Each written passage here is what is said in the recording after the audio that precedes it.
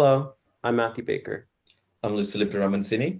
And I'm Gabriella Rodriguez. Our coach is Dr. Alnaser. This is team number 1080, and we are from Florida Polytechnic University, located in Lakeland, Florida. And today we will be tackling problem C from the SCUDEM challenge. People ruin everything.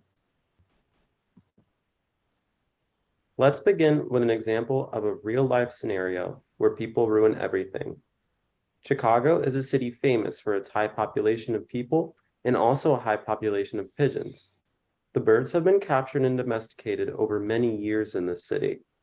Nowadays, they are considered feral animals, integral to the ecosystem, among big cats and fat rats.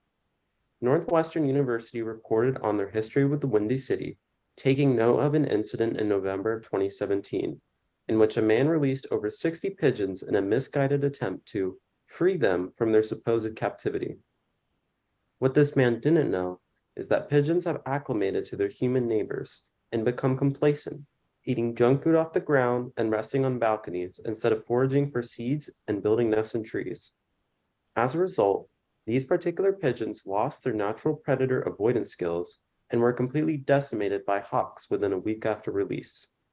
Many similar incidents have occurred since with the same results. So what is going on with this serious complacency crisis? This year, SCUDEM Prompt C evaluates how the presence of humans can change the survivability of prey animals, often to their detriment. A study conducted in September 2020 concluded that when animals are contained in an environment with humans, be it through urbanization, captivity, or domestication, they quickly lose their anti-predator traits. When humans interfere with an untouched ecosystem, the intrusion is usually done quickly. The consequences that come after, though, take effect years after the initial exodus of people. The goal of this presentation is to illustrate the specific ways in which humans affect a system containing pigeons and hawks over time. We aim to answer the question, what happens when pigeons lose their anti-predator traits? And what happens when the humans leave? Will the birds' abilities be restored, or are they gone for good? We built the model under the assumption that our system only includes pigeons, humans, and hawks, and that they only interact with each other. The population change for pigeons and hawks is described by the predator-prey model. Population change for humans, however, uses a constant piecewise function. One of our primary assumptions is that pigeons are only prey to hawks, and hawks are only prey to humans. All encounters are successful for predators, and creatures will only die from natural causes or hunting. Now, all members of the human population settle in and live instantaneously. The general dynamics between the species is that the longer pigeons interact with humans, the more the population increases and the hawk's population decreases. For the humans, we wanted to have as much control as possible. The birth rate should equal the death rate so that the population does not grow or shrink. Assuming that children are born at a 6-month mark and adults die at a 12-month mark within a single year, the end result becomes a sinusoidal wave that simplifies to a constant. We represented this as a simple piecewise function, where the population enters at t equals 250 with a population of 1,500, then exits at t equals 750. So here are the previously mentioned assumed models, the predator-prey model for the populations of pigeons and hawks, and the exponential decay for the loss of anti-predator traits in pigeons.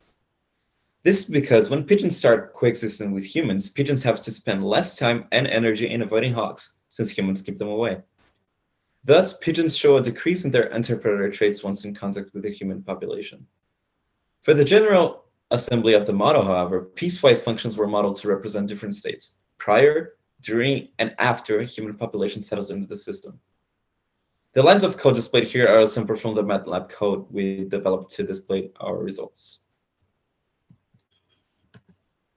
The human population from 250 years to 750 years will consistently remain at 1,500. Otherwise, the population will be 0. The rate of decrease for anti-predator traits followed an exponential curve with a value of 0.015. The rates of growth and death of pigeons and hawks were chosen via experimentation, carefully chosen to the best of our ability. Before humans were introduced to the system, the growth rate for pigeons was 2.2 and the growth rate for hawks was 0.002. The death rate for pigeons was 0.006, and the death rate for hawks was 0.7. We chose these numbers because we intended for the pigeon population to double every year and then provide food for the hawks in adequate supply. The exponential decay of anti-predator traits was also achieved by estimating the best fit of data based on the prompt article. Here, we are measuring the natural state of anti-predator traits as an arbitrary number, 1,000, as if it was at 100% capacity, the best survival skills a pigeon can have. As the humans were integrated into the system, pigeons had to spend less energy and time in avoiding hawks, and therefore decrease their anti-predator traits.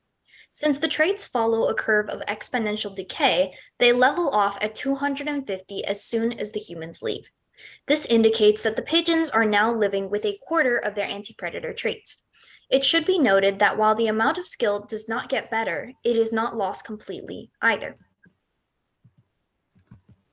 Now, the population change graph was, as previously mentioned, divided into 3 states: before, during, and after human presence. The natural state before humans behaves as the expected predator-prey model, but once humans are introduced, the pigeon population experiences a sudden increase.